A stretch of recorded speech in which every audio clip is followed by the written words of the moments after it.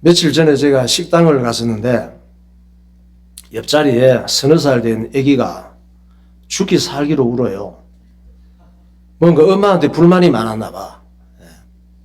엄마가 손님들에게 미안하잖아요.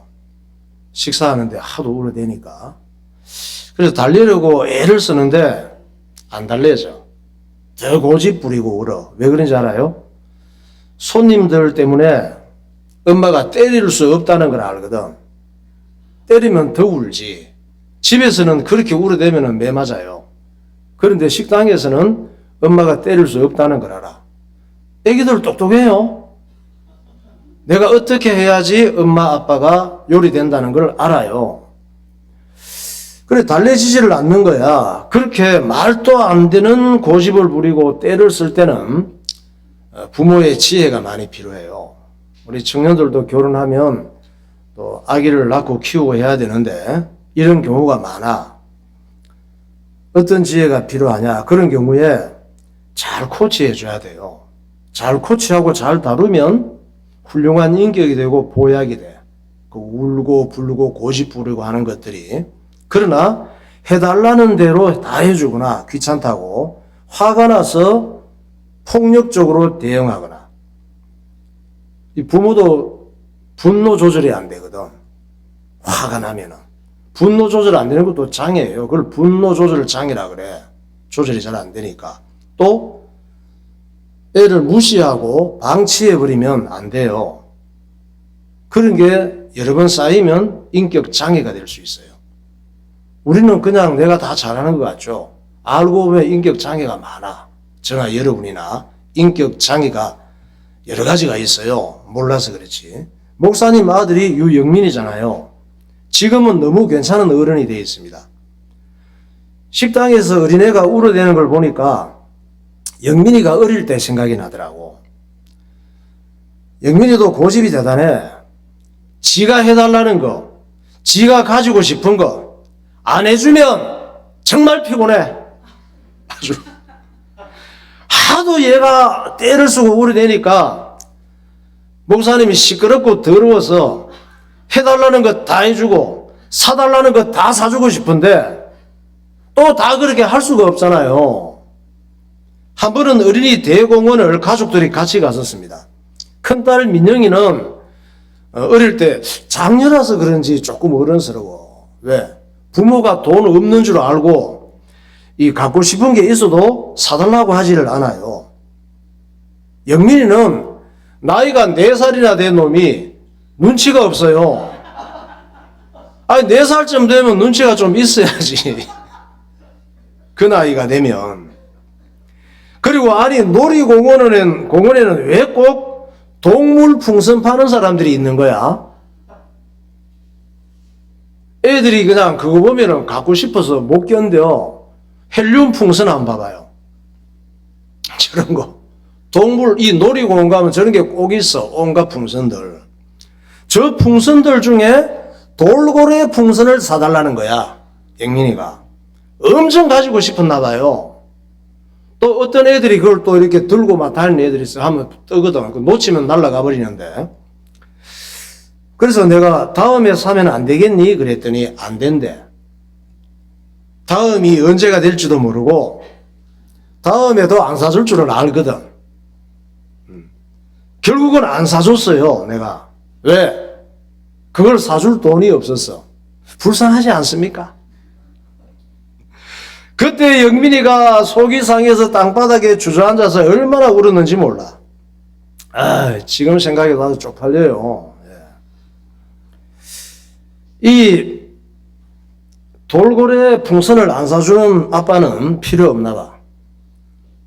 아빠보다 돌고래 풍선이 더 중요한가 봐요. 아빠 기분이나 돈 이런 거 필요 없어. 아빠보다 돌고래 풍선이 중요해, 얘한테는. 우리도 그렇지 않아요? 하나님은 어때야 돼? 내가 필요한 걸 줘야 돼. 안 그러면 필요 없어, 하나님은. 교회도 어때요? 내가 필요한 욕구를 충족시켜야지 그게 필요한 거야. 안 그러면 필요가 없어. 돌고래 풍선이 훨씬 얘한테는 가치가 있는 거예요. 안 그러면 아빠 그냥 필요 없어. 막 울어대는 거야. 만약 지금 영민이가 저 풍선을 사달라고 한다면 난 그 풍선을 10개라도 사줄 수 있어 지금. 그런데 지금 만약 그때 목사님이 돌고래 풍선을 못 사줘가지고 지금 생일 선물로 돌고래 풍선을 사주면 영민이가 뭐라고 할까? 욕먹어요 아빠가. 왜? 아빠 저를 뭘로 보고 지금 이런 돌고래 풍선을 사주십니까? 내가 애기로 보여요? 이럴 거 아니에요. 왜? 가치관이 달라진 거예요. 트럭에 가득 실려있던 온갖 동물 풍선들이 알고 보니까 가치 없는 것임을 알게 된 거예요. 그러니까 지금은 트럭처럼 갖다 줘도 필요가 없어. 쓰레기가 될 뿐이야. 지금 영민이는 어떤 걸 가치 있게 생각하느냐? 얼마 전에 하나님의 7일 창조를 이 진짜 창작 대단한 창의적인 작품. 나 이런 거 처음 봤어. 하나님의 7일 창조를 음악 동영상으로 표현을 해냈어요. 예사로 생각하면 안 돼요. 하나님께서 지혜를 주신 거야. 7일 하나님의 7일 창조를 어떻게 피아노와 함께 영상으로 이렇게 만들어낼 생각을 해.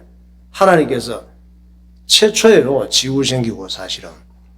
돈을 많이 벌려면은 돈 많이 버는 쪽으로 얼마든지 일할 수 있대 영민이가. 그래서 목사님은 야, 돈 많이 버는 쪽으로 일하면 어떠니? 이렇게 물어봤어. 그랬더니 아이 얘가 그렇게 살고 싶지 않대. 나는 돈 많이 벌어서 헌금 좀 많이 하면 참 잘 쓸 수 있겠는데. 그래 내가 어떻게 또 야, 돈 많이 버는 쪽으로 해야지 그러면 되겠냐 이럴 수도 없고. 돈다발 한번 봐봐요. 돈다발. 예. 저 돈 보니까 얼마나 좋아요. 저 돈은 나의 돈, 저 돈은 나의 돈. 저 돈이 툭 튀어나와서 내 가방에 싹 들어갔으면 좋겠지. 예. 영민이는 이제 돈 많이 버는 거 그렇게 가치 있게 생각이 안 된대요. 이제는 돌고래 풍선 정도가 아니라 돈 많이 버는 게 가치 있게 생각이 안 된대. 참 애가 이상해졌어요. 여러분 사람은 돈 많은 거 돌고래 풍선, 뽀로로 풍선, 미키마우스 같은 거 이런 거 많이 가졌다고 뿌듯해하고 의시대고 자랑질하며 살잖아요. 돌고래 풍선 들고 있는 애들은 얼마나 의시대고 자랑해. 나 이거 샀다 하고. 뽀로로 풍선 들고 이렇게 샀다 하고 애들한테 자랑질하고 그거 가지고 쉽게 만들고 우리가 그러고 살아요. 지금까지 지구 위에서 가장 큰 부자로 살았던 사람이 솔로몬 왕이에요. 자기가 좋아하는 모든 여자를 다 아내로 삼을 수 있었고 온갖 부귀 영화를 다 누렸던 솔로몬 왕이 고백을 하잖아요. 그런 것이 전부 다 돌고래처럼 풍선처럼 가치 없는 것이었다고 얘기하잖아. 입김 같은 것이었다고. 알고 보니까 풍선 같은 것이었다고. 허무한 것이었다고 고백하잖아요. 우리는 그렇잖아. 가치 없고 허무하고 돌고래 풍선 같아도 솔로몬처럼 한번 살아보면 원이 없겠지. 그런 어리석은 생각하지 말라고 솔로몬 얘기를 하시는 거예요. 전도서 1장 1절부터 보세요. 다윗의 아들 예루살렘 왕 전도자의 말씀이라. 전도자가 이르되 헛되고 헛되며 헛되고 헛되니 모든 것이 헛되도다. 은 금과 왕들이 소유한 보배와 여러 지방의 보배를 나를 위하여 쌓고 또 노래하는 남녀들과 인생들이 기뻐하는 처첩들을 많이 두었노라. 무엇이든지 내 눈이 원하는 것을 내가 금하지 아니하며 무엇이든지 내 마음이 즐거워하는 것을 내가 막지 아니하였으니 이는 나의 모든 수고를 내 마음이 기뻐하였음이라. 이것이 나의 모든 수고로 말미암아 얻은 몫이로다. 그 후에 내가 생각해 본즉 내 손으로 한 모든 일과 내가 수고한 모든 것이 다 헛되어 바람을 잡는 것이며 해 아래에서 무익한 것이로다. 눈으로 보고 원하는 것, 내 마음이 원하는 것 다 할 수 있었다 그러잖아요. 세상에서 대단한 사람들을 부러워할 거 없어요. 예수 그리스도가 제일 가치 있는 거예요. 예수 믿는 게 제일 대단한 거예요. 가치 없는 걸 가치 있는 줄 알고 살아가는 게 어리석은 사람이에요. 하나님께서 솔로몬을 통해 우리에게 알려주시잖아요. 뭐라고 해요? 예수 믿고 내 인생을 하나님께 맡기고 은혜를 사모하고 예배드리며 사는 게 가장 잘 사는 거라고 말씀하잖아요. 솔로몬이 하는 얘기가 아니라 솔로몬의 마음을 감동시켜서 하나님께서 하시는 말씀이에요. 물론 돈도 중요하지. 그런데 돈이 우상이 되면 안 된다는 얘기예요. 돈에 질려 죽어요. 하나님보다 돈이 더 중요하면 안 된다는 얘기예요. 주의 일하면서 기뻐하고 일할 직장에서 월급 받으면서 수고하고 서로서로 좋게 지내고 즐겁게 사는 것이 하나님의 선물이라 그러잖아요. 우리는 가장 귀하고 가치 있는 걸 갖고 있으면 더 귀한 줄은 몰라. 영민이한테 뭐가 제일 중요해? 예수 믿고 주의 일하는 아빠 엄마가 제일 귀한 거 아니에요? 필요 없어. 돌고래 풍선 안 사주면. 전도서 3장 11절 보세요. 하나님이 모든 것을 지으시되 때를 따라 아름답게 하셨고 또 사람들에게는 영원을 사모하는 마음을 주셨느니라. 그러나 하나님이 하시는 일의 시종을 사람으로 측량할 수 없게 하셨도다. 사람들이 사는 동안에 기뻐하며 선을 행하는 것보다 더 나은 것이 없는 줄을 내가 알았고 사람마다 먹고 마시는 것과 수고함으로 낙을 누리는 그것이 하나님의 선물인 줄도 또한 알았도다. 기뻐하며 선을 행하는 것보다 더 좋은 게 없대요. 예배드리며 사는 거예요. 하나님 말씀 듣고 은혜를 사모하며 사는 거예요. 헬라 제국 셀루쿠스 왕국의 8대 왕 안티오쿠스 4세가 유대인과 예루살렘을 잔인하게 다뤘잖아요. 그래서 어떤 반란이 일어났어요? 마카비 혁명이 일어나게 됐습니다. 마카비 혁명이 발생한 다음에 3년 뒤에 안티오쿠스 4세가 영원히 잘해먹고 딴 나라 침략해서 다 빼앗아서 살려고 했는데 마카비 혁명이 일어난 뒤 3년 후에 죽었어요. 미래를 몰라요, 사람은. 그리고 그가 죽음으로 마카비 혁명이 승리하게 되지. 그리고 유대인들은 예루살렘으로 돌아와서 예루살렘 성전을 되찾게 돼요. 예루살렘 성전을 되찾고 나서 제우스 신상과 모든 우상 섬기는 것들과 돼지 피가 흥건한 것들을 다 닦아내고 그날을 기념해서 기념 절기를 제정했는데 그 절기 이름이 뭐라고 했어요? 수전절이에요. 수전절이 뭐냐 하면 빼앗겼던 이 셀루쿠스 헬라 제국에 빼앗겼던 성전을 혁명으로 되찾아서 하나님 앞에 감사해서 봉헌하는 그런 예배를 기념하는 것이 수전절이라 그런단 말이에요. 이 수전절을 히브리어로 하누카라고 그래. 수전절을. 그게 하누카 수전절 영상 도움 영상을 좀 잠깐 보겠습니다.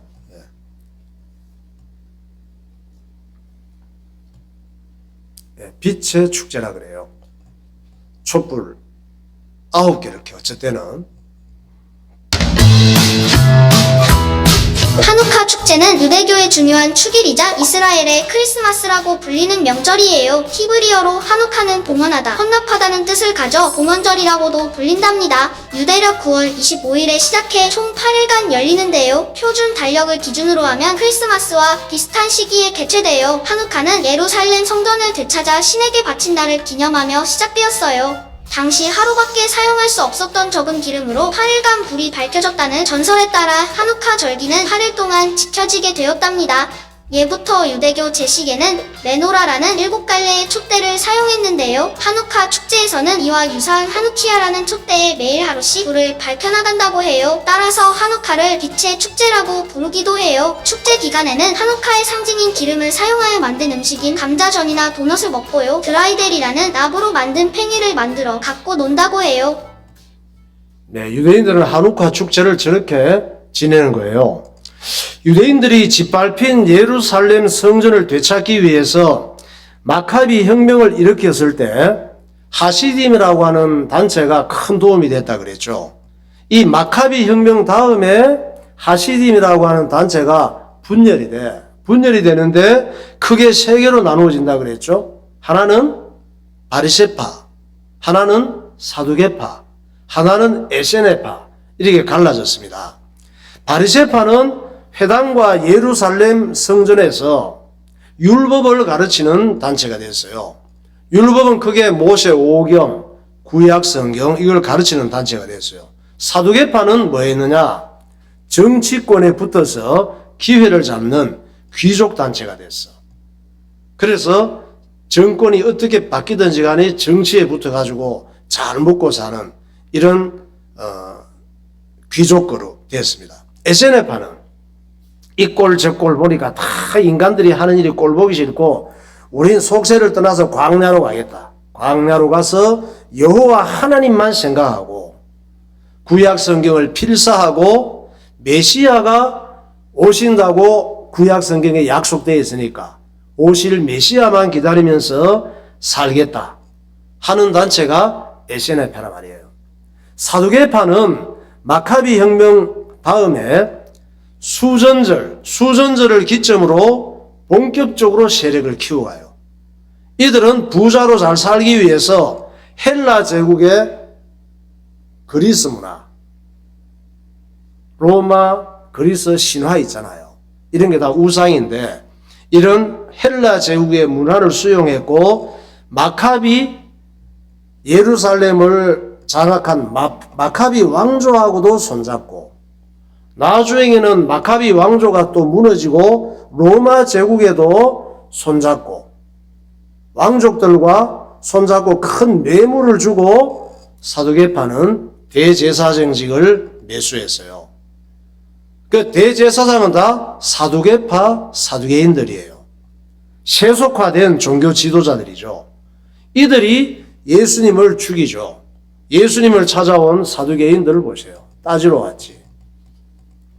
저 복장이 사두개파의 복장이에요. 사두개파의 특징은 오직 모세 오경만 하나님 말씀으로 인정을 해요.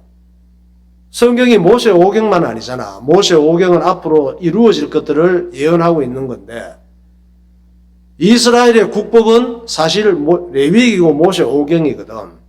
그런데 모세 오경만 하나님 말씀으로 인정합니다. 누가? 사두개파가. 사두개파는 영적인 걸 안 믿어요. 눈에 보이는 것만 믿어. 영의 존재와 모세 오경이 전부 다 표면적인 것보다 이면적이고 영적인 것인데 그걸 안 믿고 지 믿고 싶은 대로 믿는 거야. 영의 존재나 천사, 하나님의 섭리나 메시아, 부활 예언 이걸 안 믿어. 사두개파는. 그러나 예루살렘의 정치적인 주도권은 사두개인들이 잡고 있었단 말이에요. 그래서 예수님은 사두개인들에 대해서 뭐라고 했어요? 마귀의 자식들이라 그랬어. 제일 무서운 여긴 마귀의 자식들이에요. 우리나라는 기분 나쁘면 개 자녀분들 이렇게 하잖아. 거기는 마귀의 자식들이라 그러는 거야. 그리고 너희들은 위선자라고 책망하시는 거예요. 누구에게 대해서? 사두개파, 사두개인들에 대해서. 그래서 사두개인들이 얼마나 기분 나빠 마귀 자식이라고 하니까 자기들이 예루살렘을 이끌어가는 대제사장 그리고 귀족이고 지도자들인데 예수님을 마침내 십자가 처형으로 이끌어간 자들이 바로 사두개인들이에요. 예수님에 대해서 기분 나빠가다가 죽일 방법을 찾다가 마태복음 22장 23절부터 보세요. 부활이 없다 하는 사두개인들이 그날 예수께 와서 물어 이르되 그 말을 한즉 바리새인과 사두개인 사이에 다툼이 생겨 무리가 나누어지니 이는 사두개인은 부활도 없고 천사도 없고 영도 없다 하고 바리새인은 다 있다 함이라. 이와 같이 너희도 겉으로는 사람에게 옳게 보이되 안으로는 외식과 불법이 가득하도다. 뱀들아 독사의 새끼들아 너희가 어떻게 지옥의 판결을 피하겠느냐. 네. 그러니까 바리새파는 사두개파와는 다르게 사두개파는 부활, 영의 존재 이런 걸 다 인정하지 않는다 그랬죠. 근데 바리새파는 어땠어요?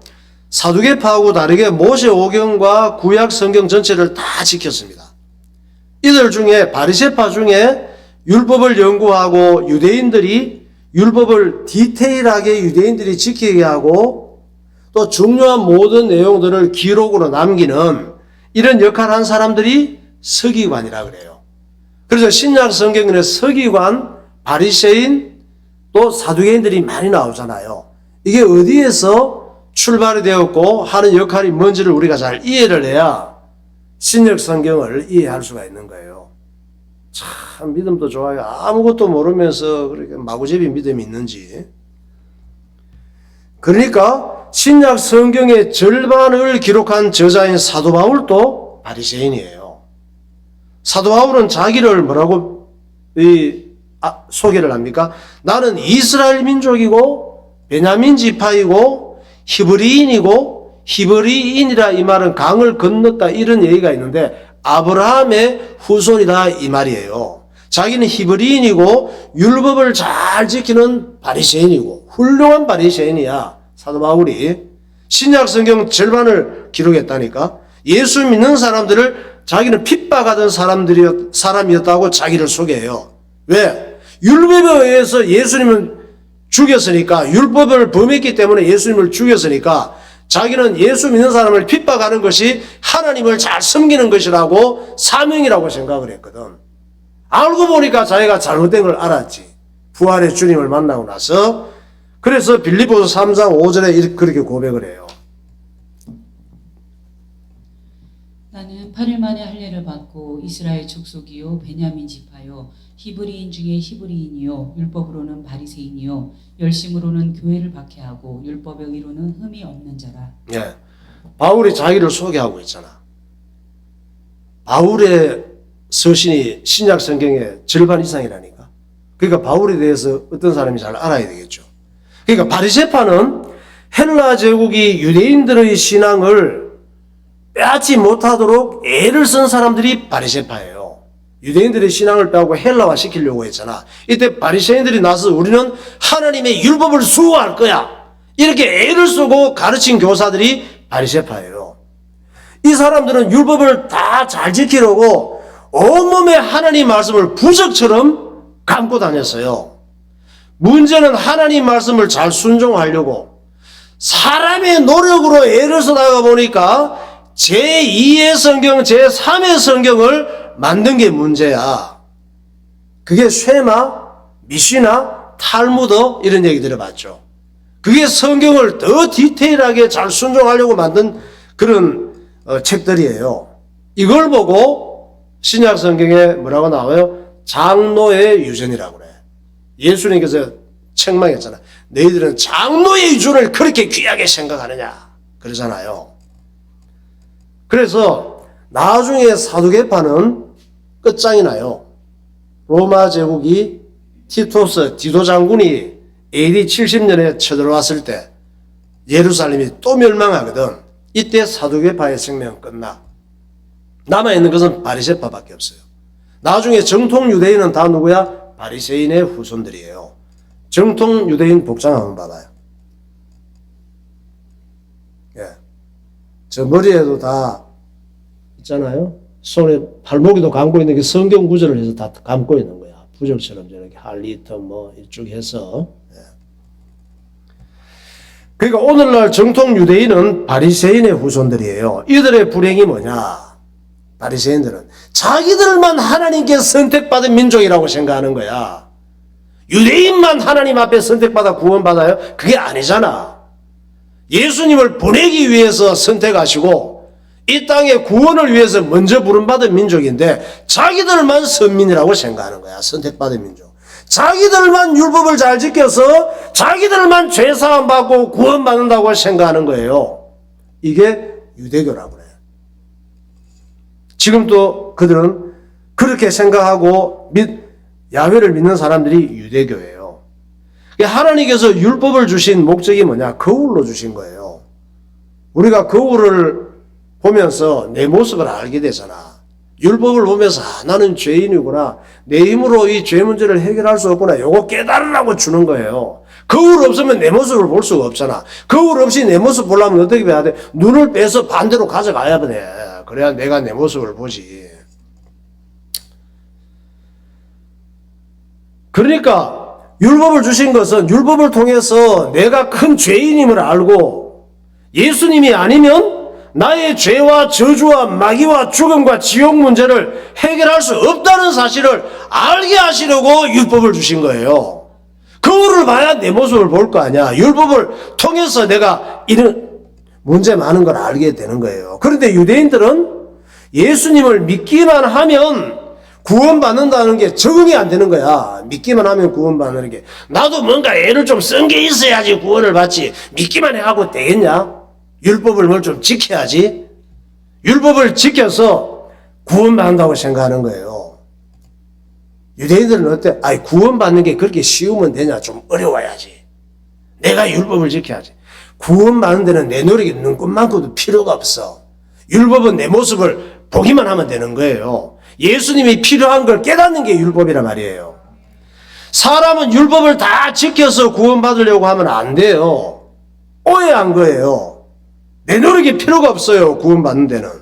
내 대신 율법을 다 지키시고 십자가에서 죽으신 예수님을 믿으면 되는 거예요. 우리가 알 일은.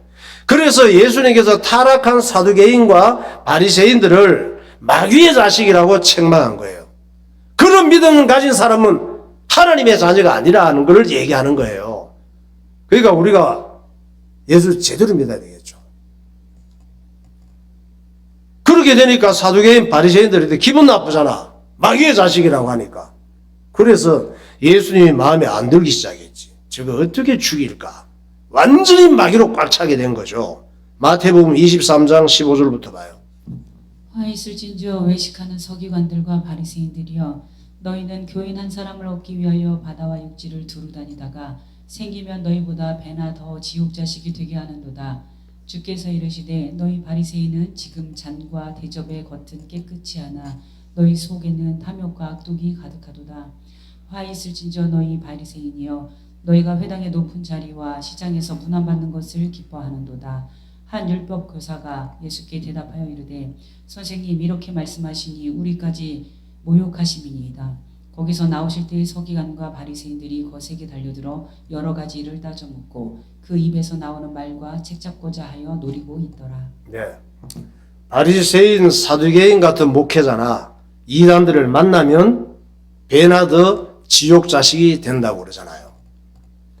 죄 사함 받고 구원받는 것은 나의 열심이나 선행이나 헌금이나 종교적 열심으로 죄 사함 받고 구원받을 수 있는 게 아니에요. 전혀. 예수님께서 십자가에서 다 책임지신 걸 믿으면 되는 거예요. 네. 찬양하겠습니다. 약한 나로 강하게.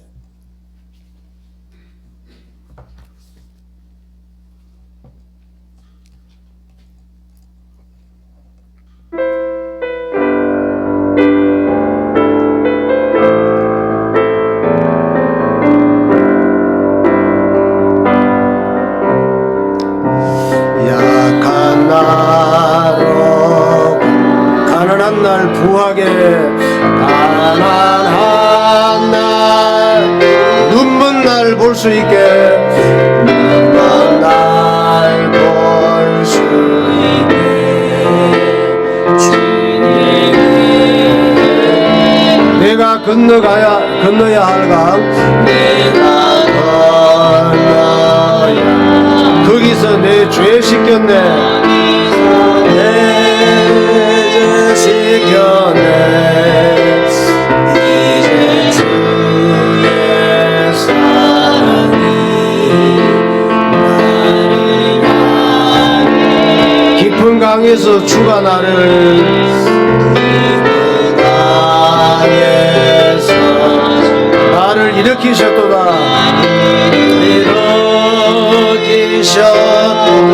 구원의 노래 부르리. 예수 자유 주셨네. 예수 자유 주셨네. 아멘. 호산나 호산나 주님 당하노리냐.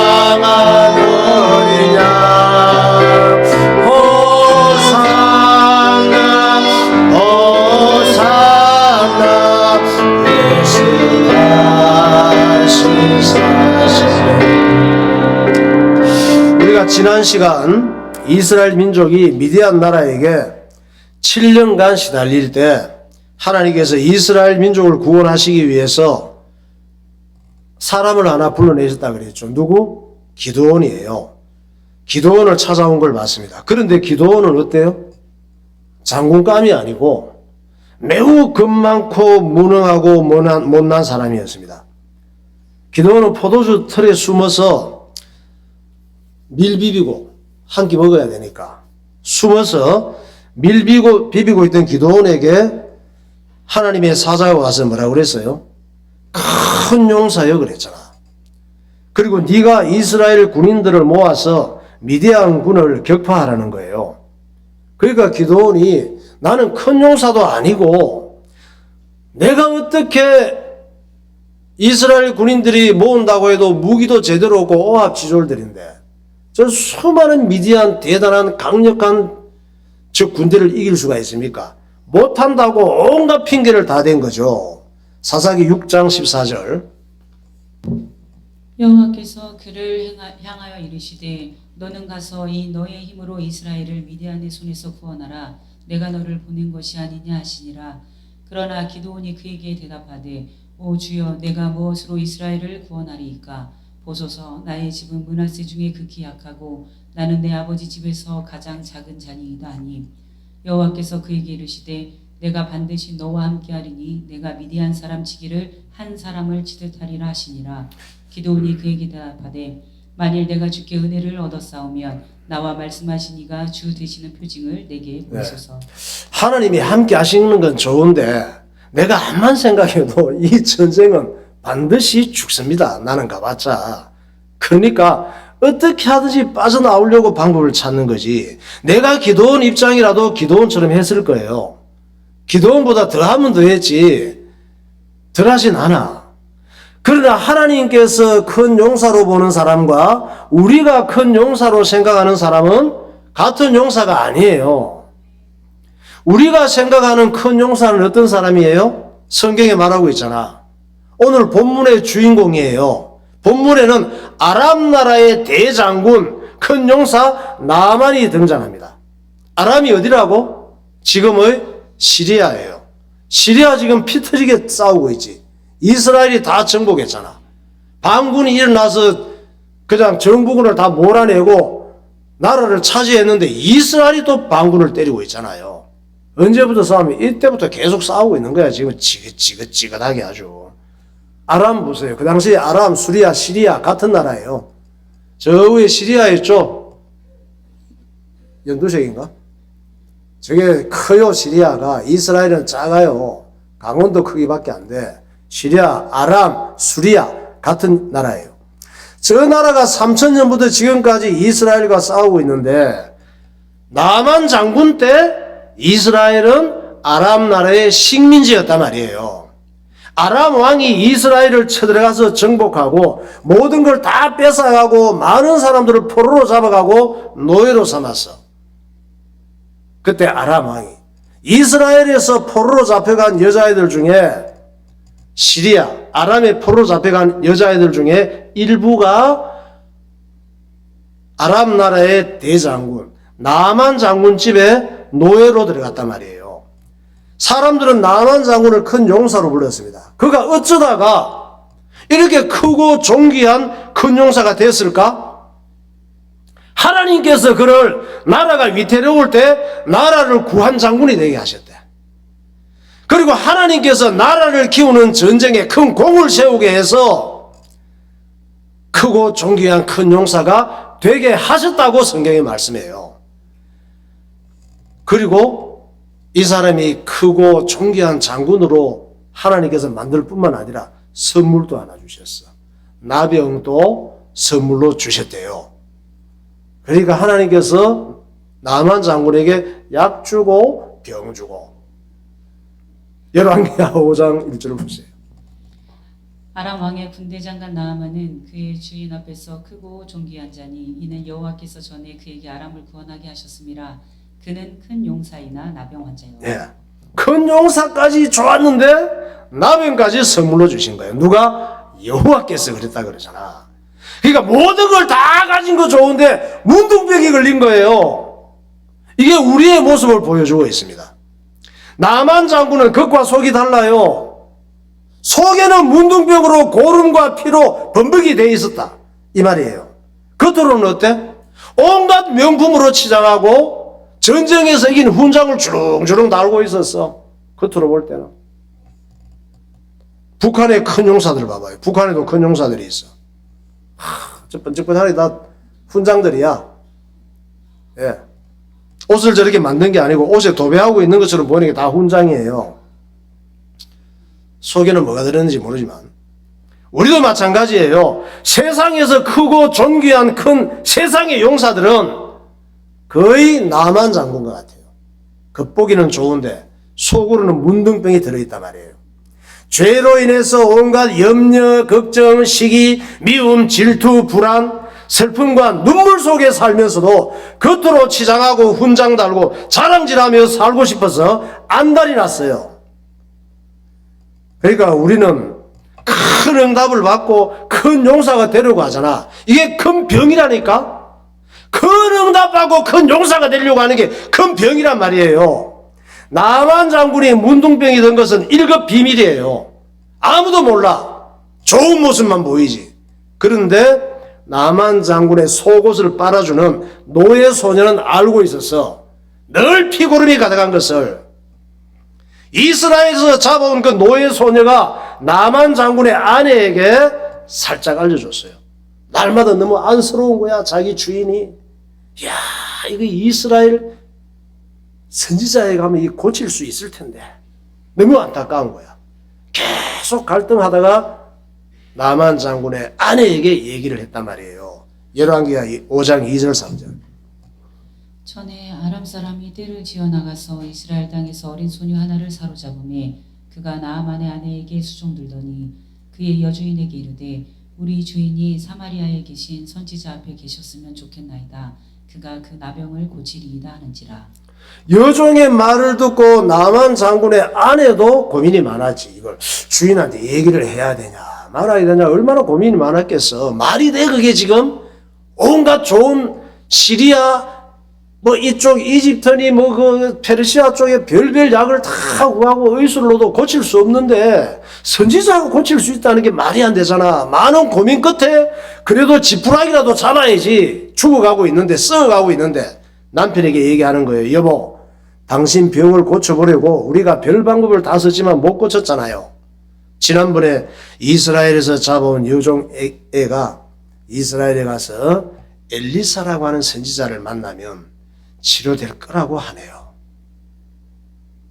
한번 따라봐야 되지 않겠어요? 이렇게 얘기를 했어요. 나만 장군이 그 말을 믿겠어요? 그러나 그는 자기가 얼마 안 가서 몸이 썩어가고 죽는다는 걸 알았기 때문에 여종의 말을 듣기로 한 거예요.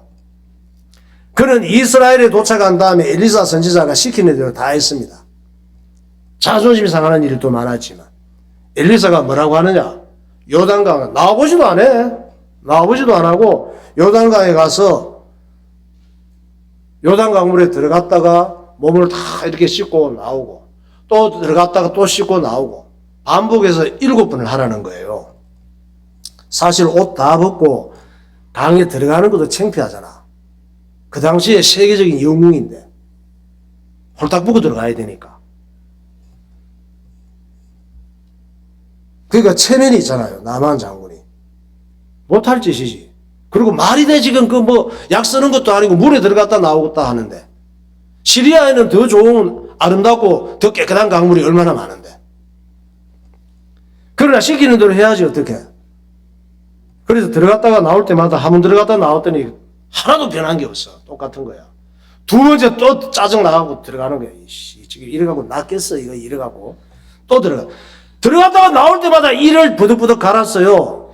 그래 7번 내가 7번 들어갔다가 나왔을 때 안 낫기만 해봐. 다 죽었어. 이러고 들어갔다 나오는 거야. 그런데 7번째 들어갔다가 나오는 순간 피부를 보니까 건드린 게 아무것도 없어. 어린 아기 살같이 됐다고 그러잖아요. 이게 역사라니까 실제. 열왕기하 5장 4절 보세요. 나아만이 들어가서 그의 주인께 아뢰어 이르되 이스라엘 땅에서 온 소녀의 말이 이러이러하더이다 하니 엘리사가 사자를 그에게 보내 이르되 너는 가서 요단강에 몸을 7번 씻으라 내 살이 회복되어 깨끗하리라 하는지라. 나아만이 이에 내려가서 하나님의 사람의 말대로 요단강에 7번 몸을 잠그니 그의 살이 어린아이의 살같이 회복되어 깨끗하게 되었더라. 예수님께서 하라고 하는 대로 하면 돼요. 엘리사가 예수님을 상징해. 주님께서 하시는 말씀대로 내 생각과 내 경험과 내 지식을 갖고 살지 말고 순종하고 살면 돼요. 우리가 생각하는 큰 용사는 나만 장군 같은 대단한 사람이에요. 그러나 하나님이 말씀하시는 큰 용사는 인생 모든 문제의 해답이 예수 그리스도라는 사실을 아는 어린 여종 같은 사람이 큰 용사예요. 가치 없는 것에 생명을 걸고 나만 같은 대단한 용사가 되려고 하지 마세요. 나만 같은 대단한 용사가 되려고 하면 후회해요. 왜? 나병 걸려요. 속으로. 인생 모든 문제의 참된 해답은 예수님이심을 아는 참된 큰 용사가 되시기를 예수님 이름으로 축원합니다. 네, 기도하겠습니다. 어린애들은 장난감 사달라고 졸라대고 욕심 부릴 때가 많습니다. 그러나 어른이 되면 트럭채로 갖다 줘도 싫다고 합니다. 어른이 되면 갖고 싶어 하고 욕심내는 것이 달라집니다. 그러나 하나님의 말씀을 깨닫고 영적으로 성숙해지면 또다시 가치관이 달라집니다. 솔로몬은 자기가 누린 온갖 부귀영화가 입김처럼 가치 없었다고 고백합니다. 예수 믿고 예배드리고 하나님께 영광 돌리며 사는 것이 가장 큰 하나님의 선물이라고 합니다. 유대인들은 마카비 혁명에 성공한 후 예루살렘 성전에서 수전절을 지킵니다. 그러나 다시 시간이 지나면서 정치와 종교는 타락하기 시작합니다. 마침내 그들은 유대인의 기득권 세력이 되어서 예수님까지 십자가에 못 박아 죽입니다. 마귀는 인간에게 큰 용사가 되라고 유혹합니다. 그러나 예수님을 모르고 큰 용사가 되면 죄와 교만의 문둥병으로 고통당하게 됩니다. 아람의 나만 장군은 이스라엘에서 포로로 잡혀온 어린 노예 소녀의 말을 듣고 문둥병을 치료받습니다.